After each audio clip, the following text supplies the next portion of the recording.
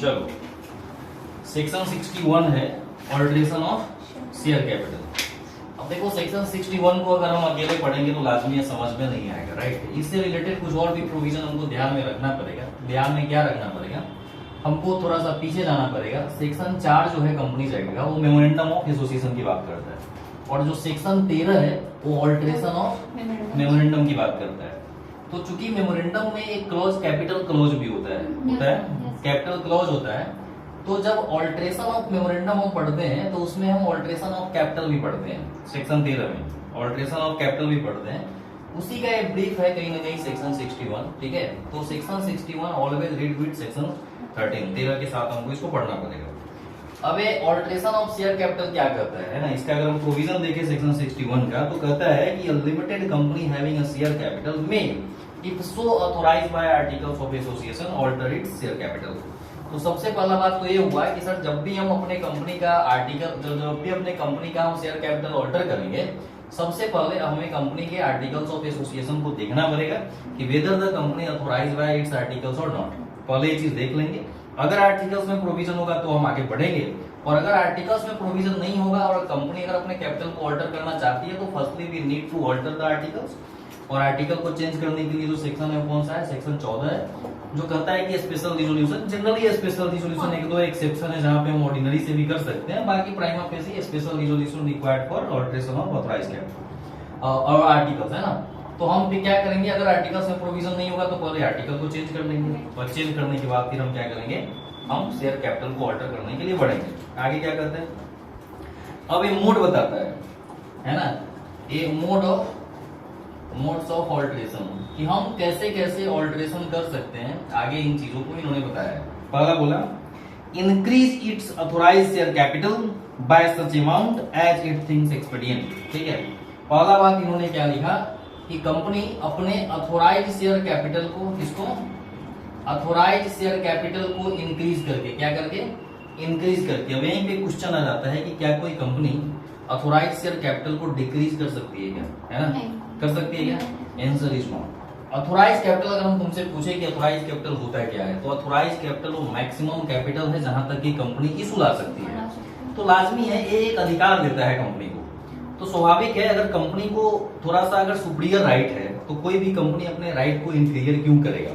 उसके बाद एक और बात है कि जब हम अपने ऑथोराइज्ड कैपिटल को बढ़ाते हैं तो हमें इसके लिए स्टाम्प ड्यूटी और अलग पेमेंट करना होता है ना, जो कि फीस अच्छा खासा होता है, मोटा मोटी ये 2% के आसपास रहता है। तो इसका एमसीए का जो कैलकुलेटर है उसके माध्यम से हम लोग कैलकुलेट करते हैं। हमारा ये कहना है कि अगर किसी कंपनी की ऑथोराइज्ड कैपिटल ज्यादा है तो कोई भी कंपनी क्यों कम करेगी, है ना। हमारे पास ऑप्शन है कि हम वहां तक इशू ला सकते हैं, तो जब हमारी जरूरत पड़ेगी तो हम इशू लाएंगे, नहीं पड़ेगी जरूरत नहीं लाएंगे। तो पहला इन्होंने बोला मोड्स ऑफ ऑल्टरेशन में कि कंपनी अपने ऑथोराइज्ड शेयर कैपिटल को बढ़ा करके ऑल्टर कर सकती है। लाजमी जब बढ़ाने की बात होगी तो ऑल्टरेशन होगी, ठीक है, ये ऑल्टरेशन ऑफ कैपिटल माना जाएगा। तो एक तो ऑप्शन है। हम इसको पीछे भी पढ़े हैं कि ये जब कंपनी करती है तो इसके लिए ऑर्डिनरी रिजोल्यूशन लगता है, और ऑर्डिनरी रिजोल्यूशन पास करके कंपनी अपने ऑथराइज्ड कैपिटल को बढ़ा सकती है। और जिस दिन से ऑर्डिनरी रिजोल्यूशन हम पास करते हैं उससे 30 दिन के भीतर हमको फॉर्म SH7 फाइल करना पड़ता है, याद आ रहा है।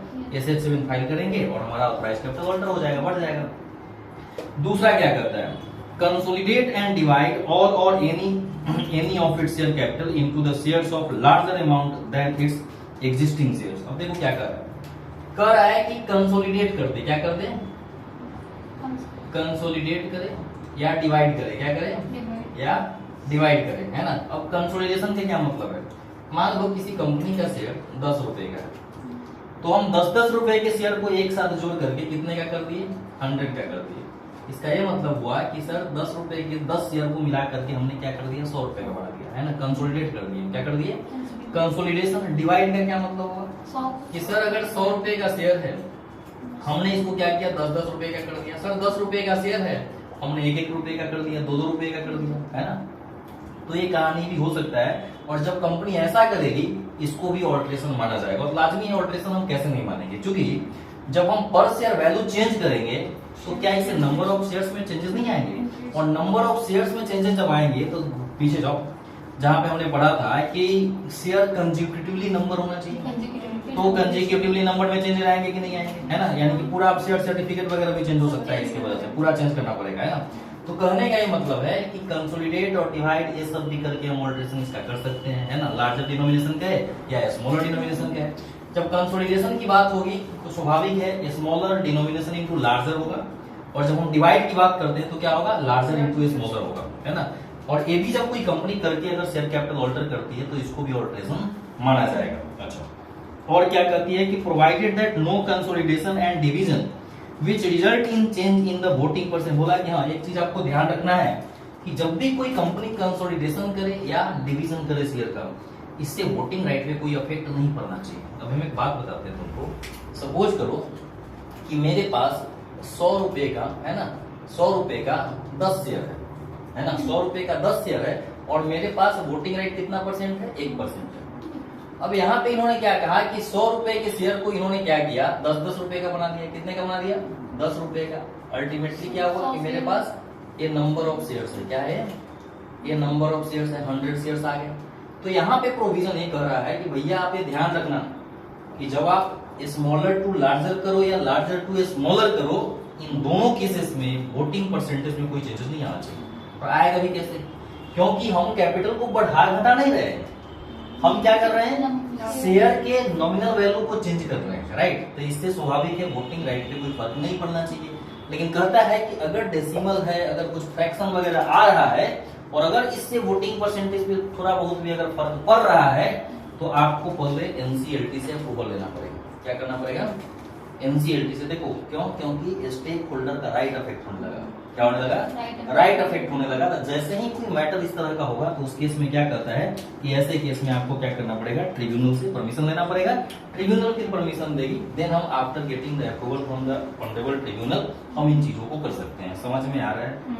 पहला है कि ऑथराइज कैपिटल सर बढ़ेगा, केवल इंक्रीज दिखता है उसमें, डिक्रीज वर्ड ही नहीं लिखता है। इसका ये मतलब हुआ कि ऑथराइज कैपिटल डिक्रीज होता ही नहीं है, और करेंगे भी क्यों, कोई मतलब ही नहीं है ना। दूसरा हमने देखा है कि ये स्मॉलर को लार्जर और लार्जर को स्मॉलर हम कर सकते हैं। इसमें एक चीज ध्यान रखना है कि वोटिंग राइट पे कोई इफेक्ट नहीं पड़ना चाहिए। अगर वोटिंग राइट पे कुछ फर्क पड़ रहा है तो पहले हमको ट्रिब्यूनल से अप्रूवल लेना पड़ेगा, उसके बाद ही हमें काम कर सकते हैं। आगे क्या कहता है, और ऑल्ट्रेशन कैसे कर सकते हैं। फिर कहता है इसमें सी नंबर जो पॉइंट है, कहता है कि फुल्ली पेड अप शेयर, है ना, fully paid up share converted into stock. और फिर क्या कहता है, या वाइस वर्सा है, क्या है, vice versa, stock into fully paid up share, है ना।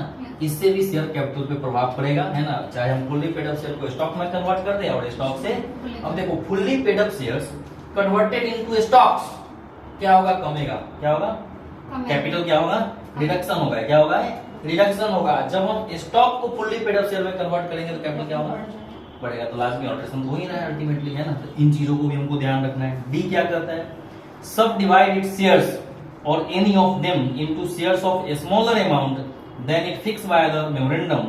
So, however, then it is subdivision of the proportion between the amount paid and the amount, if any, unpaid on each reduced. देखो ये क्या करता है, कहता है कि डी नंबर पॉइंट क्या बोल रहा है,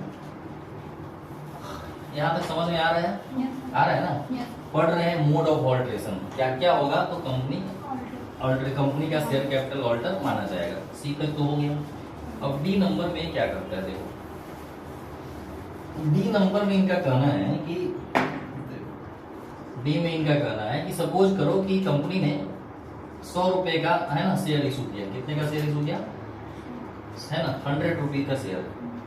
100 में से क्या कहा इन्होंने कि मान लेते हैं कि हम 50 रुपए हमको मिल गए। कितने मिल गए, 50 रुपए मिल गए।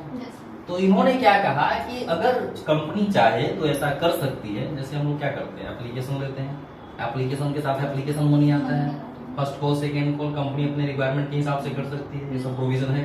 हम ये मान रहे हैं कि 100 रुपए का शेयर कंपनी ने इशू किया, लेकिन उस पे जो पेड अप अमाउंट है वो कितना है, 50 ही पेड है, यानी कि अनकॉल्ड अमाउंट कितना है, 50 रुपए। ये अनकॉल्ड अमाउंट है, क्या है, अनकॉल्ड अमाउंट है। तो यहाँ पे प्रोविजन जो डी नंबर का पॉइंट है वो ये कह रहा है, इस अनकॉल्ड अमाउंट को अब कंपनी नहीं मंगवाएगी। क्या करेगी, यानी कि कॉल नहीं करेगी। क्या नहीं करेगी, कॉल नहीं करेगी।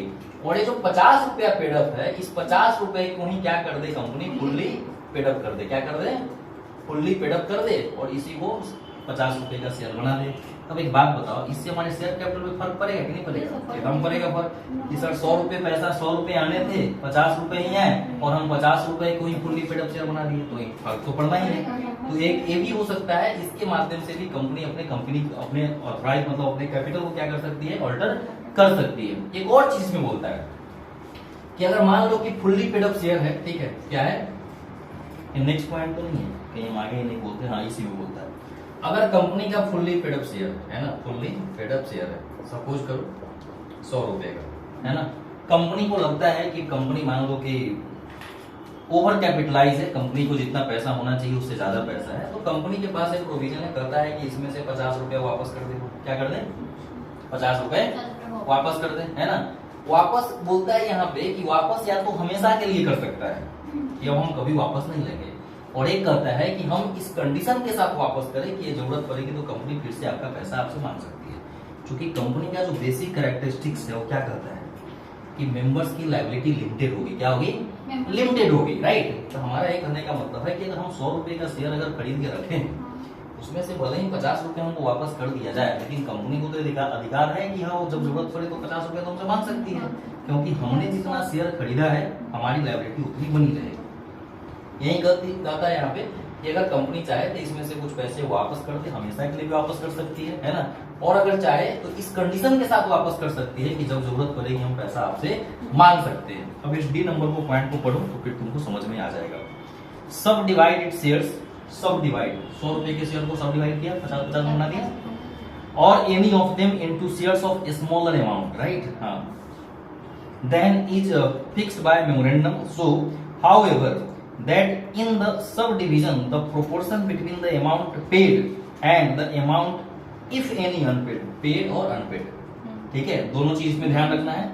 unpaid on each reduced share capital be the same as it was in the case of the share from which the reduced share is derived। मतलब बोला इन्होंने कि ये ध्यान रखना है कि आप इसमें से कितना रिड्यूस कर रहे हैं और कितना पेड अप है, कितना का आप इसको शेयर, जैसे मान लो हो सकता है कि यहाँ पे 25 रुपए अमाउंट रहता तो हम 25 को फुल्ली पेड अप बना देते, 75 रुपए क्या करते, नहीं देते, तो प्रोपोर्शन में रिड्यूस हो जाएगा, है ना। तो कैसे प्रोपोर्शनली कैसे रिड्यूस होगा? 100 रुपए के शेयर में अगर हम 25 ही रुपया रिसीव किए तो 75 रुपया तो रिड्यूस हुआ, यानी कि हम तो 25% को ही पेड अप मानेंगे, हमारा क्या वो 75% से रिड्यूस हो जाएगा। तो बोला कि जिस प्रोपोर्शनेट में आप अमाउंट रिसीव करेंगे उसी जैसे डिराइव्ड होगा जो अमाउंट, तो डिराइव्ड होगा वो हमारे लिए अमाउंट पेड अप हो जाएगा, और जो नहीं डिराइव्ड होगा उसको हम क्या मानेंगे, अनपेड मान लेंगे, है ना। या उसको रिड्यूस करके उतना से अपना कैपिटल रिड्यूस कर देंगे। आया है समझ में?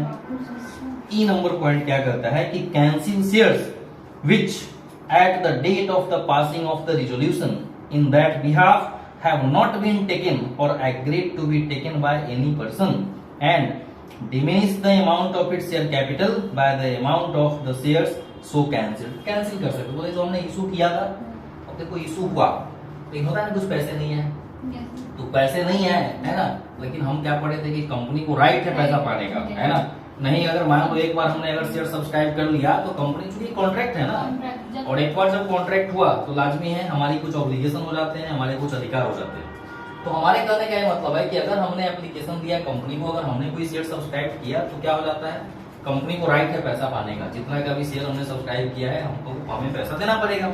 यहाँ पे इन्होंने क्या कहा कि अगर कंपनी को लगता है कि पैसे की जरूरत नहीं है और कुछ शेयर पे जो पैसे आने थे पैसे नहीं आए हैं, तो कंपनी को अधिकार दिया इन्होंने कि कैंसिल कर दो, क्या कर दो, उस इशू को कैंसिल कर दो, क्या कर दो, इशू को कैंसिल कर दो, है ना। तो इशू को कैंसिल कर देंगे तो उतना से रिड्यूस होगा कि नहीं कैपिटल हमारा, उतना से हमारा कैपिटल रिड्यूस हो जाएगा। तो ये भी मोड है, आया समझ में। ये 5 तरह के मोड हैं जिसके माध्यम से कोई कंपनी अपने कैपिटल को ऑल्टर कर सकती है। फिर इन्होंने कहा जो सबसेक्शन 2 है कि the cancellations of share subsection 1 shall not be deemed. एक चीज याद रखना, अभी सेक्शन जब 66 अपन पढ़ेंगे, कौन सा सेक्शन 66 पढ़ेंगे, ये बोलता है रिडक्शन, क्या बोलता है, रिडक्शन ऑफ शेयर कैपिटल। देखना है क्या बोलता है, रिडक्शन ऑफ शेयर कैपिटल। तो अब अगर हम ऐसा बोले कि सेक्शन 13 जब हम ऑल्ट्रेशन ऑफ मेमोरेंडम पढ़ते हैं तो उस ऑल्ट्रेशन ऑफ मेमोरेंडम में जो कैपिटल क्लॉज ऑल्टर करने की हम बात करेंगे, तो उसका कंप्लीट स्टडी तब होगा जब सेक्शन 13 पढ़े, सेक्शन 61 पढ़े और सेक्शन 66 पढ़े। बिकॉज अगर हम बात करें कि sir reduction of share capital, तो रिडक्शन भी तो ऑल्ट्रेशन है। इंक्रीज करे, मॉडिफाई करे, डिलीट करे, कुछ भी कर दो, है तो अल्टीमेटली ऑल्ट्रेशन। तो यहाँ पे अगर हम रिडक्शन ऑफ शेयर कैपिटल की बात करते हैं तो स्वाभाविक है ये भी सर कहीं ना कहीं ऑल्ट्रेशन ऑफ कैपिटल से रिलेटेड है। सेक्शन 61 में सब सेक्शन 2 इन्होंने क्या कहा कि अगर कोई कंपनी, ध्यान रखे बात, शेयर को क्या करे, यहाँ पे इन्होंने बोला कि शेयर को अगर क्या करता है, कैंसिल करता है, क्या करता है, शेयर को अगर कैंसिल करता है तो ये रिडक्शन नहीं माना जाएगा। क्या नहीं माना जाएगा, रिडक्शन नहीं माना जाएगा। हम आगे बताएंगे कि क्यों रिडक्शन नहीं माना जाएगा, क्योंकि जब हम सेक्शन 66 पढ़ना स्टार्ट करेंगे तो यहाँ पे क्या करता है कि कोई भी कंपनी रिडक्शन जब करेगी अपने कैपिटल का, अच्छा रिडक्शन से क्या मतलब है, पेड अप कैपिटल, किस कैपिटल का, paid up capital, issued capital, ये सब रिडक्स हो सकता है। क्या हो सकता है, जैसे इशूड किया 100, इशूड 100 था लेकिन हमने क्या कर दिया, इसको 50 कर दिया, है ना, तो ये सब चीज ऑल्टर हो सकता है, रिड्यूस हो सकता है। क्या हो सकता है, रिड्यूस हो सकता है ना। लेकिन हम ऑथोराइज कैपिटल को रिड्यूस नहीं कर सकते हैं। यानी कि सेक्शन 66 का जो हेडिंग है reduction of share capital, ultimately अगर हम इसको समझने की कोशिश करें तो ये केवल अदर देन ऑथोराइज कैपिटल की बात करेगा, है ना, इसमें ऑथोराइज कैपिटल नहीं आएगा। तो ये सेक्शन जब तुम पढ़ोगे तो इसमें सीधा ये लिखता है, इसमें प्रोविजन नहीं करता है कि जब भी हम रिडक्शन की बात करते हैं तो अगेन सबसे पहले जैसे सेक्शन 61 में पढ़ रहे हैं, अगेन सेम कहानी है कि आर्टिकल्स में प्रोविजन होना चाहिए। आर्टिकल्स में प्रोविजन होगा, उसके बाद कंपनी एसआर पास करेगी, क्या पास करेगी, स्पेशल रिजोल्यूशन पास करेगी, और रिडक्शन के लिए ट्रिब्यूनल से परमिशन लेना पड़ेगा।